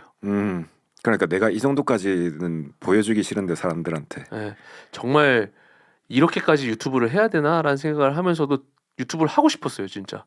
난 너무 재밌었거든요. 이 머슬 라디오 가서 출장 가고 막 영상 만드는 게 너무 재밌고 사람들 댓글 읽는 게 재밌는데 이게 돈이 안 벌린다고 생각하는 순간 이제 결혼을 해야 되는 30대 초반의 남성으로서 이게 하는 게 맞나라는 생각이 가장 처음으로 들어서 정말 부끄러움을 무릅쓰고 그 영상을 만들었죠. 정말 진짜 이렇게까지 말하고 싶었진 않았지만 정말 죽고 싶었어요. 그 영상 만들면서 13분 동안 얘기하면서. 근데 너무 반응이 좋았어요. 제가 3, 4년을 그렇게 그 미친 짓거리를 하면서 제 돈을 써가면서 영상을 만든 거를 사람들이 알아주더라고요. 나는 사람들이 모르는 줄 알고 사람들을 미워했어요. 네. 내가 이렇게 고생하는데 구독자도 안 오르고 시청도 안 나오고 이거 정말 병신 같은 생각이죠. 지금 생각하면 아니라 그때도 생각해봤을 때 병신 같다는 생각은 스스로 하긴 했었던 것 같아요. 마음속으로. 네. 근데 이제 그 정말 반응들이 뜨거워서 고맙고 바로 또 피드백이 와서 업체들한테 감사했죠. 네. 근데 약간 그렇게 사람이 어떤 분야에 진심이면 도와주시는 분들이 생기는 것 같아요. 저는 그때 처음 알았어요. 저는 사람들이 제 천사 진심을 같은 아예 사람. 몰라준다고 생각했어요. 사람들이 제 진심을 모르고 사람들이 미웠으니까 그때. 네, 막 인터넷 댓글로 막 악플만 달리고. 네. 그 당시에는 악플을 지금은 사실 이런 말을 좀 들으는데 아무 느낌이 없거든요. 제가 제 일에만 집중할 수 있는 환경들을 만들어 주시는 분들이 많으니까. 네. 근데 그 당시에는 일 하나 하면서 그 당시에 악플 비율이 아마 정말 없었을 거예요. 지금보다도. 네. 그 당시에는 한 10,000명이 좋아해주면 한두 명 나올까 말까 한 그 악플인데 그 한두 명만 계속 신경 쓰이는 거예요. 왜냐면 내가 이렇게 힘든데 네가 어떻게 나한테 이럴 수 있어. 그러니까 이게 너무 심했어요. 그때까지 계속 헌신을 하면서 어떻게 보면은 네, 저는 그거를 미디어 채널 유지했잖아요. 세상에 헌신이란 거는 저는 없다고 생각해요. 지가 하고 싶어서 하는 건데 네. 그거를 어떻게 그런 식으로 생각했는지 그 당시에 제 마음도 이해하지만은 지금 마인드로 봤을 때는 정말 창피합니다. 네, 그 당시에 제 모습이. 네, 여기서 잠깐 3대 500 중간 광고 진행하겠습니다. 오늘 소개드릴 제품은 저한테는 구원자이기도 했던 락티움이란 제품입니다. 저희 집에 새로운 가족이 생기면서 제 수면 시간이 상당히 많이 제한된 상황에 놓여 있는데요. 잠깐 나눠서 잠을 자다 보니 수면의 질이 떨어질 수밖에 없습니다. 그 와중에 피로도 개선에 큰 도움이 되었다라고 느낀 제품이 바로 이 락티움입니다. 그렇기에 지금까지 지금 시간으로 어제 있었던 리저널 최다 출전자를 기록한 몬스터짐 리저널에서 15시간 시합 취재를 무사히 마칠 수 있었던 것 같습니다. 잠을 충분히 자지 못한 채로 말이죠. 잠을 오랜 시간 자는 것보다 잠깐이라도 질이 높은 수면을 취하는 것이 피로도 개선에 직접적인 영향을 끼친다는 것을 좀 알 수 있었고요. 이번 기회에 수면 시간이 많이 보장되지 않고 혹은 잠에 드는데 시간이 오래 걸리거나 충분히 수면을 취했는데도 개운하지 않으신 분들 같은 경우는 이용을 해보시면 굉장히 좋을 것 같습니다. 3대 500 전 제품 15% 할인 코드 대문자 TFE15를 사용하시면 더 저렴한 금액에 락티움을 이용하실 수 있으니 많은 관심 부탁드립니다.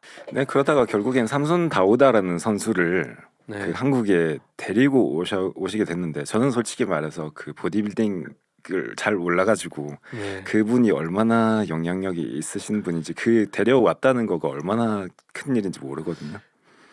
애초에 처음 삼손이 연락 왔을 때는 삼손은 2022년 올림피아에서 뭐 이제 저랑 만나고 뭐 그 전에도 커넥션이 있었지만은 만나서 좀 이야기를 나누고 인터뷰까지 하고 네, 그리고 그 올림피아에서 6위라는 기록을 세우면서 업셋을 일으켰어요. 그 당시 6위라는 기록은 샘손한테 업셋이었어요.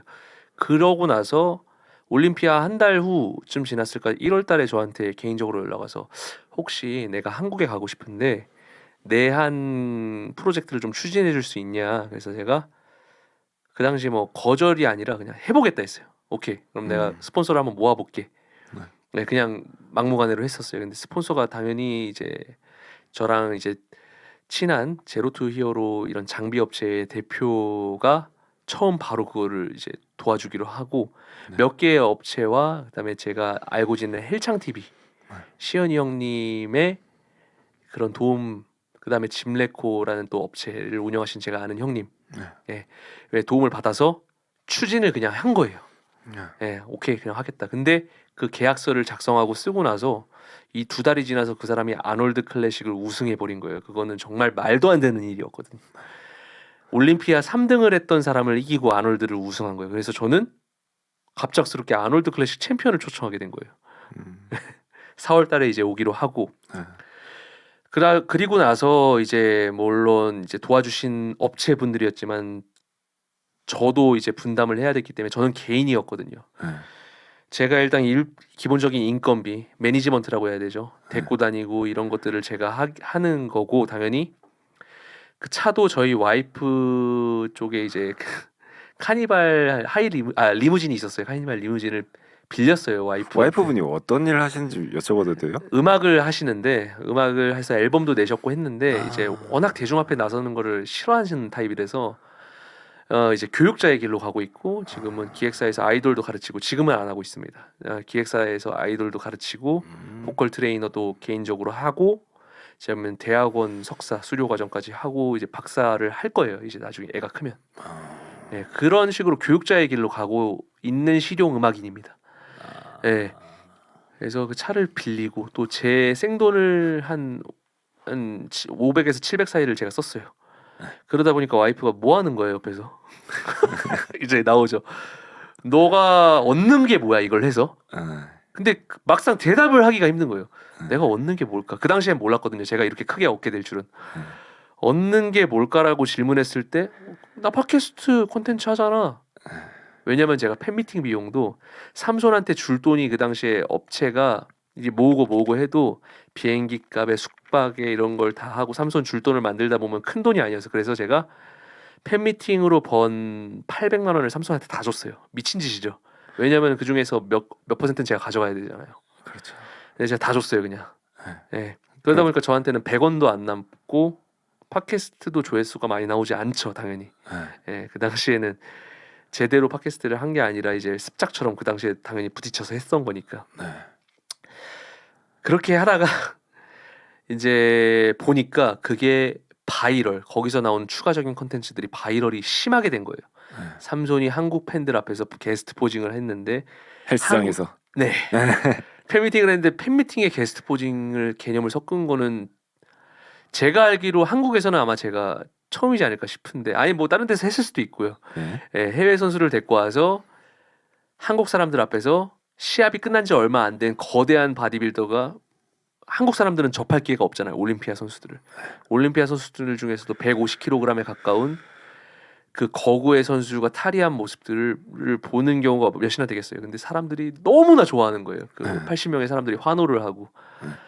근데 그게 이제 릴스가 바이럴 되면서 3,400만 조회수가 나온 거예요. 유튜브도 300만, 인스타도 3,400만. 그래서 해외 애들 외신 쪽에서도 보디빌딩 쪽 외신은 사실 공식 외신은 없어요. 네. 공식이라 해봤자 매거진 정도인데 다 바이럴이 된 거예요. TFE 미디어가 주관한 삼손 다우다 내한이 성공적으로 끝났다. 네. 그러니까 이게 이제 저의 인지도가 어떻게 보면 해외 쪽으로 많이 올라갔죠. 그러면서 관심을 보이는 친구들이 많더라고요. 그걸 언제 느꼈냐면 텍사스 프로라는 해외 프로쇼를 8월 달에 갔어요. 그것도 막무가내로 갔어요. 미디어도 아닌데 텍사스 프로 같은 경우는 미디어가 굉장히 스트릭해요. 네, 근데 갔어요 그냥. 네, 가서 시합을 취재를 제대로 할 수도 없는데 그냥 갔어요. 갔는데 이제 거기에 있는 선수들이 저를 아는 거예요. 그게 너무 신기한 거예요. 그리고 지금 현재 뭐 212 올림피아 챔피언이 됐죠. 그 당시에는 아니었지만 키온 피어슨이라는 선수도 이제 저 한국에 오고 싶다 저한테 얘기를 하는 거예요. 그래서 오케이. 저는 무조건 오케이 했어요 그 당시에. 그냥 뭐 내가 뭐 노라고 할 처지가 아니니까 죽이 되든 밥이 되든 내 돈을 다 써서라도 오케이 하자. 네, 그렇게 해서 오케이를 하고 그 당시에 이제 지금의 프리덤 대표님께서 도와주셔가지고 키온 피어슨도 테렌스 러핀이라는 아놀드 클래식 챔피언 클래식 피지크 선수도 다 내한을 추진하게 된 거예요. 그런 삼손 다우다를 시작을 필두로 이 해외에서의 인지도가 올라갔기 때문에 그런 일들이 꿈 같은 일들이 벌어진 거죠. 저한테는. 근데 그 삼손 다우다나 그 다른 키온, 예. 네, 키온 선수 있잖아요. 그분들은 오픈이에요? 삼손은 오픈이고 키온은 212 올림피아 챔피언이에요. 네, 근데 제가 팟캐스트 맨날 촬영할 때 뭐 듣다 보니까 오픈 선수는 실제로 보면은 느낌이 다르다고 하는데, 맞아요. 근데 저는 오픈 선수를 뭐 실제로 본 적이 없으니까 살면서 볼 일이 없죠. 보디빌딩 팬들 중에 99%가 못 봤겠죠. 그 정도로 엄청나게 소수로 네. 있는 선수죠. 그분들을 딱 보면은 그냥 뭐 어떤 느낌이 들어요? 뭐 이상할 정도로 크다, 약간 어떤 느낌이 들어요? 그분들 키도 클 거 아니에요? 사람마다 다른데. 네. 그리고 2월 달에는 유택 대표님이 데릭 런스퍼드를 데리고 오면서 제가 팬미팅을 주관하게 됐는데 네. 이런 사람마다 다른데 데릭은 키가 굉장히 장신이에요. 106 단신이에요. 166, 167인데 올림피아 챔피언이에요. 네. 오픈 챔피언. 그 친구는 키가 작은데 이 정사각형의 모양을 하고 있어요. 어깨가 굉장히 넓고. 삼손 같은 경우는 무대에서 가장 무거운 선수로 그냥 경악스러울 정도로 크고. 오픈 선수들은 어떤 느낌이냐 딱 정의하기는 힘들지만 사람이 아닌 것 같아요. 네. 이 인간으로 분류하기 힘든 그냥 모습을 띠고 있어요. 네, 정말 근육이 많아요. 정말 근육이 많아요. 그냥 우리가 보디빌딩 그냥 일반 대회에서 보는 그런 느낌하고 우리나라에서는 절대 볼 수 없을 정도로. 그나마 대한민국의 이승철 형님, 이승철 선수께서 오픈 보디빌더들과 경쟁할 수 있는 수준을 모습을 띠고 있죠. 네. 근데 뭐 제가 뭐 촬영하면서도 보고, 그리고 헬스장에서 가끔씩 막 보디빌딩 같이 보이는 분들을 봐도 와, 이 정도이긴 한데 인체학적으로 저 정도는 생길 수 있겠다 이해는 가거든요. 이해는 가는 정도인데 그것보다 훨씬 영역이 아니에요. 상식을 벗어난 몸이고 네. 그렇기 때문에 보디빌딩에 더 열광하는 게 아닌가 싶어요. 정말 보디빌딩을 깊숙이 좋아하다 보면은 내추럴 보디빌딩도 굉장히 성행을 하지만 결국은 오픈 보디빌딩에 가장 열광하게 돼요. 오픈 보디빌딩에 가장 열광하지 않는다면 이거는 좀 논란이 될 수 있는데 보디빌딩 팬이 아니에요. 네, 진정한 제가 인정하는 보디빌딩 팬이 아니에요. 네. 당신이 가장 좋아하는 종목이 오픈 보디빌딩이 아니라면 그거는 보디빌딩에 대한 진정한 팬이 아니에요. 네. 오픈 보디빌딩에서만 드디어 발현되는 그런 보디빌딩의 꽃 같은 약간 모습 같은 그런 요소가 많나 봐요. 그냥 어떻게 표현이 안 돼요. 네. 제가 2023년 같은 경우는 유택 대표님께서 저한테 이제 메인 미디어를 해주셔가지고 올림피아 헤드저지 바로 뒷좌석에서 미디어 촬영을 하고 제 눈으로 직접 봤단 말이에요. 저 같은 경우는 미디어 촬영을 할 때 핸드폰으로 촬영을 해요. 왜 그러냐 하면은 저는 퀄리티는 저한테 중요하지 않아요. 저는 제 눈으로 보는 게 1번이에요. 제가 어떻게 찍던 사람들이 야 좀 제대로 찍어라 막 이런 얘기 해주시지만 카메라 들고 와서 제대로 찍어라 하지만 제 눈으로 보는 게 1번이에요. 카메라 이렇게 보면서 초점 맞추고 저는 그런 거 하나도 모르고 알고 싶지도 않아요. 지금도 계속해서 앞으로도 이 정도 퀄리티로만 올라갈 건데 갤럭시가 그래도 최고입니다. 갤럭시 울트라가 정말 사람들이 대충 보는 사람들은 이게 카메라로 찍은 줄 알 정도로 그 정도로 발현을 하는 수준까지 왔고 일단은 그거는 중요한 내용이 아니니까 제 눈으로 보는 게 1번이기 때문에 저는 유택 대표님이 저한테는 평생의 은인이에요. 뭐 앞으로 뭐 같이 함께하는 날이 많을 수도 있고 뭐 설령 뭐 더 하지 않는다 하더라도 저한테는 지금 이 은인이 돼버렸죠. 왜냐면 보디빌딩 팬으로서 이 정도를 누릴 수 있는 사람이 세상에 몇이나 될까요? 저는 팬이 이렇게 세상에서 이렇게 누릴 수 있는 사람은 거의 없다고 보거든요. 저는 그거를 누렸을 때 유택 대표님한테 말했어요. 전 지금 죽어도 여한이 없다고 했어요. 정말 가정이 있는 남자가 해서는 안 되는 말인데 네. 그 당시에 또 우리 금둥이가 생겼던 시기인데도 네. 저는 지금 죽어도 여한이 없다고. 그 정도로 감사하고 그 당시의 심정은 와 나는 이제 다 했다 보디빌딩 팬으로서. 네. 네, 진짜 죽어도 여한이 없다 이 생각이 들었어요. 유택 말고도 다른 도와주시는 분들이 이제 엄청 많잖아요. 스폰서십도 그쵸. 너무 많고 네. 저는 그 트포이님을 팟캐스트에 진짜 좋은 예로 항상 말하거든요. 네. 이렇게 맨날 이렇게 에이블짐도 있고 3대 500도 있고 여러 가지 스폰서가 지금 이 팟캐스트에 4개? 파워하우스. 네, 네. 다 붙어 있잖아요. 네. 너무 좋은 예라고 하거든요. 이렇게 자기 좋은 일을 하면서 꿈같이 자기 좋은 일을 하면서 스폰서가 이렇게 지원해 준다는 건 너무 환상적인 일 같아요. 진짜 감사하고 아까도 말했지만은 마음이 바뀌었어요. 네. 그러니까 오히려 제가 가정에 더 집중할 수 있고 오히려 네. 근데 오히려 정신적으로 되게 건강하고 우울감도 없고 구독자분들을 미워하지도 않게 되고 저한테 심지어 안 좋은 비난을 서슴지 않은 사람들도 사랑하게 되고 네. 왜냐하면 제가 지금 하고 있는 일이 너무 행복하니까. 물론 2021년에 저도 행복했어요. 근데 너무 사는 게 힘들었어요. 동생들 밥도 제대로 못 사주고 네, 같이 도와주는 동생들 그런 것도 괴롭고 근데 저는 빚을 내서라도 사서 핸드폰 결제를 해서라도 애들 사주긴 했었어요. 그렇게 다음 달에 돈을 어떻게든 메꿔보자는 심정으로 핸드폰 결제로라도 사줬어요. 그 정도로 힘들었지만 그 당시도 행복했지만 지금의 행복은 행복 플러스 내가 주변을 돌아볼 수 있는 정도의 여유까지 플러스가 됐어요. 네, 그래서 너무 감사하고 특히 모든 스폰서를 통틀어서 유택도 유택이지만은 지금 프리덤 같은 경우는 네. 이 모든 해외 커넥션을 함께 해준 형님이시거든요. 그래서 너무 더 감사하죠. 올림피아도 항상 같이 가고요. 그러면은 아까 무슨 그 댓글 뭐 나쁜 댓글이 있어도 이제는 별로 상처를 안 받는다고 했는데 별로 댓글 같은 거 신경 쓰시는 편이에요?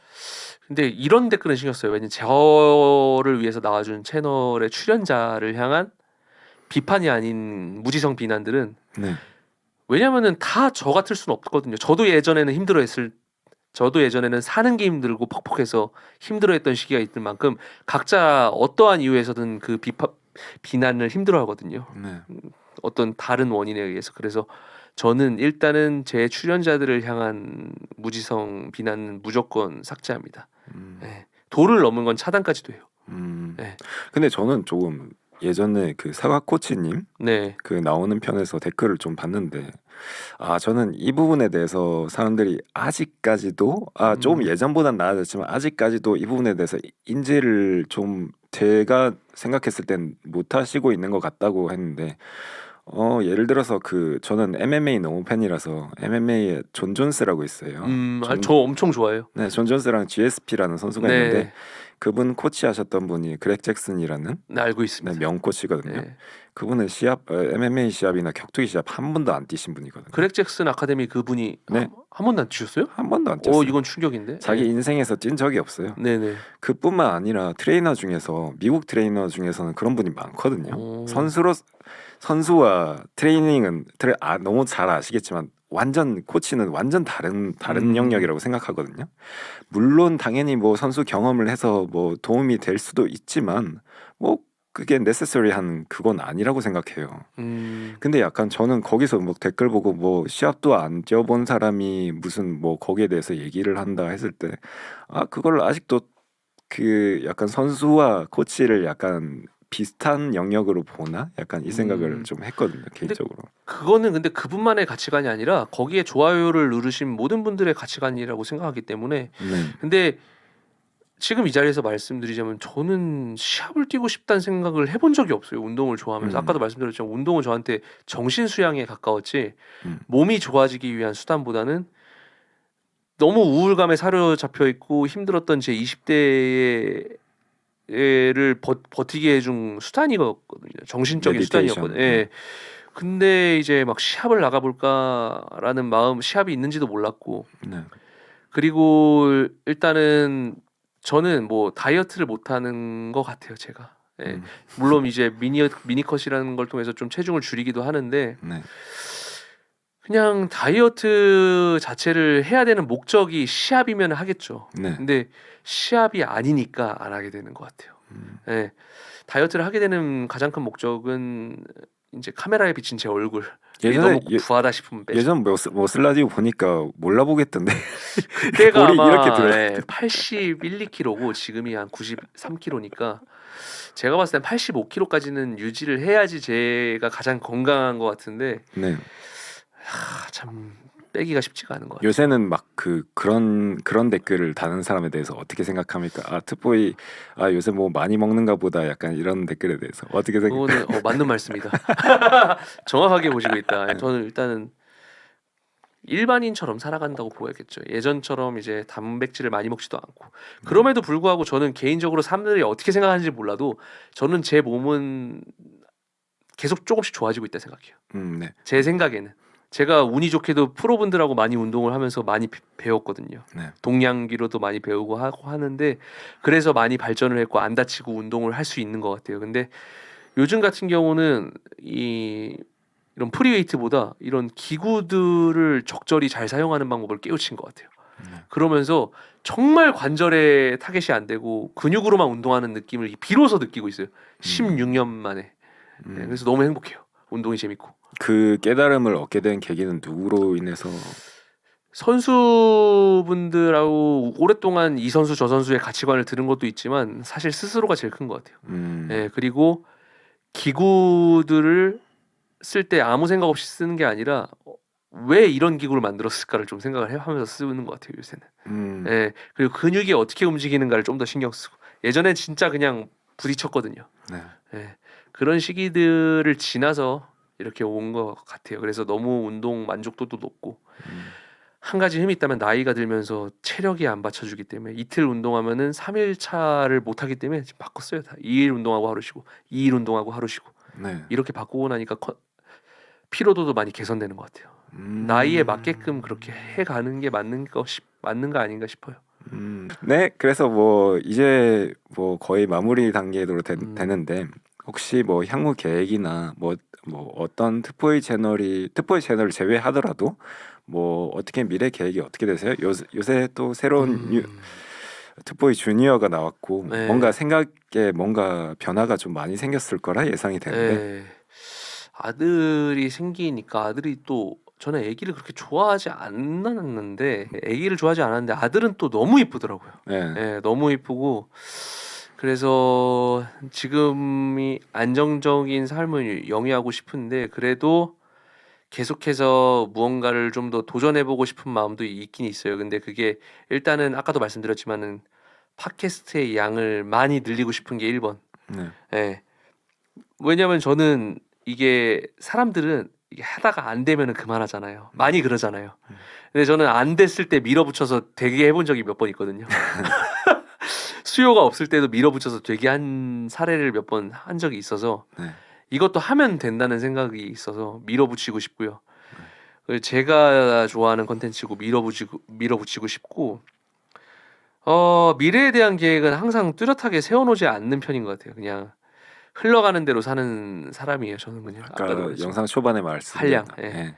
한량 그 자체인데 제 시간과 이런 막 이렇게 피로도가 올라가는 일은 하고 싶지 않은 상태로 도전을 하고 싶은 마음이 크죠. 무언가를 도전했을 때 그런 마음이 크고 그런 것 같아요. 그냥 그리고 최종적으로는 제 채널이 진짜 플랫폼화가 됐으면 좋겠다는 생각도 해요.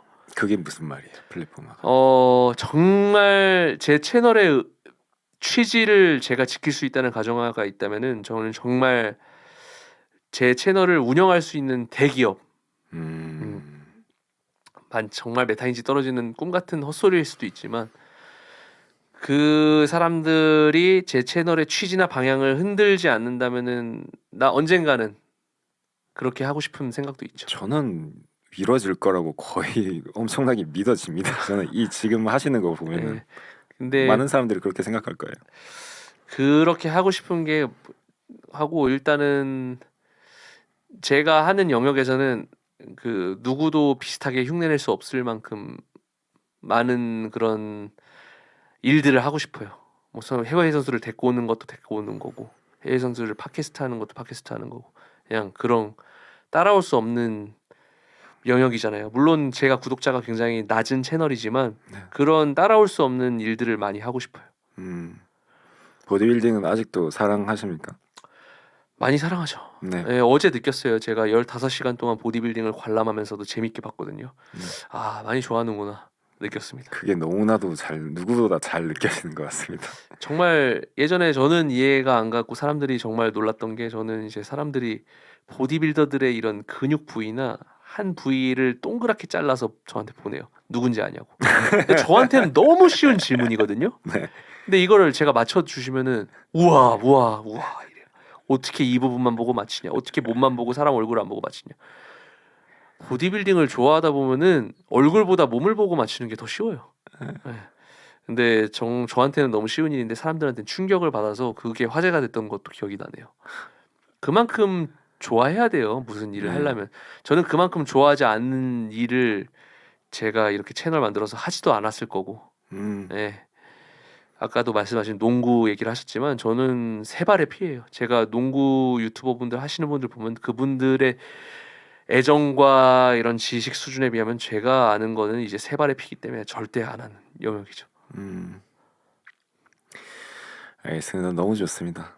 오늘 거의 한 1시간 20분? 그래요? 20분 30분 이 정도예요? 와, 진짜 길게 했네.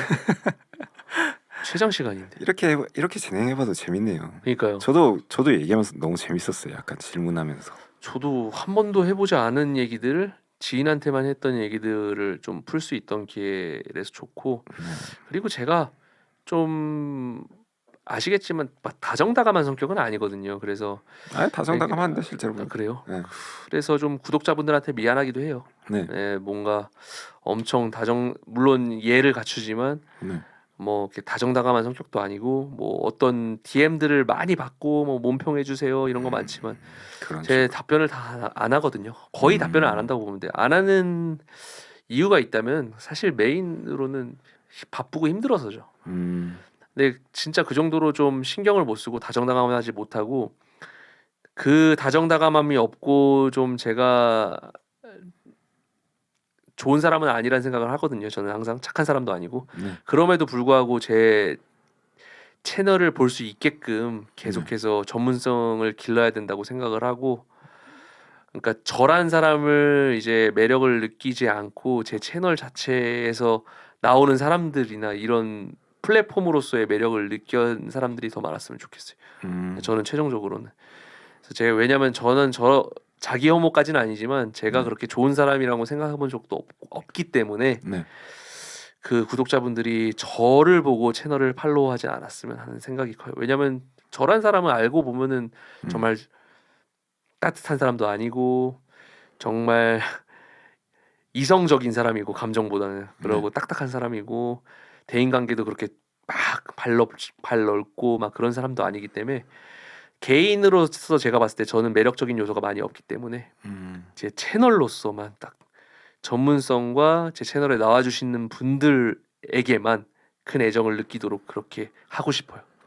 근데 뭐 이 채널 뭐 지금 그 문장을 들으신 분들이 뭐 오해하실까봐 제가 말씀드리는 건데 제가 그 영상 PD이면서 영상 PD이면은 되게 연예인이나 좀 유명한 분들을 실제로 많이 만나보거든요.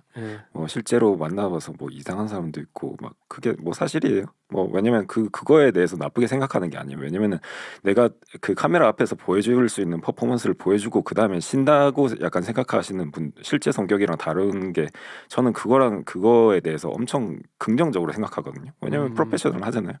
근데 뭐 금방 뭐 약간 뭐 어떤 시각을 통해 가지고 뭐 자기 자신이 별로이라고 좀 생각을 하시는 것 같은데 뭐 제가 느끼기로는 이분은 실제로 보면 진짜 뭐 이상한 사람도 전혀 아니고 엄청 좋은 사람이라고 약간 느껴지는 모든 사람이 약간 그렇게 느끼는 그런 분이라서 저는 저는 뭐 너무나도 실제로도 팬이고 인터넷으로도 팬입니다. 하여튼 뭐 인터넷과 실제 차이가 너무 가끔씩 많을 때가 많은데 네. 거의 모든 분들이 실제로 만나면 보면 진짜 괜찮아요. 사람이 괜찮습니다. 감사합니다. 오늘 여기까지 할까요? 네, 뭐 하고 싶은 얘기도 다 한 것 같고 제가 이렇게 말을 많이 하게 될 줄도 몰랐습니다. 알겠습니다. 너무 좋습니다. 오늘 저를 이렇게 호스트 자리에 놔주셔서 너무나도 영광이고 네, 앞으로도 재밌는 프로젝트 많이 같이 만들어 보시죠. 네, 감사합니다. 네, 여기까지 하겠습니다. 팟캐스트 29 트포이 채널의 이준호님이었습니다. 감사합니다. 감사합니다. 고생하셨습니다. 감사합니다.